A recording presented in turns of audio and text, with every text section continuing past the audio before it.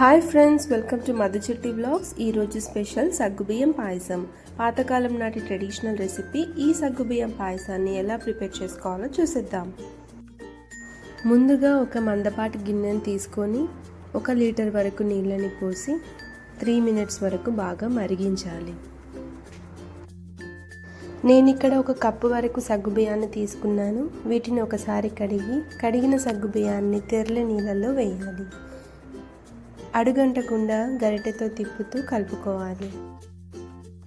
వీటిని ఒక 10 మినిట్స్ వరకు ఉడకనివ్వాలి. ఇవి 90% వరకు ఉడికాయి. మరీ ఎక్కువగా ఉడకనివ్వకండి, ఎందుకంటే తినేటప్పుడు మెత్తగా జారిపోతాయి. ఇవి బాల్స్ లాగా పంటి కింద తగులుతుంటే ఆ టేస్ట్ చాలా బాగుంటుంది.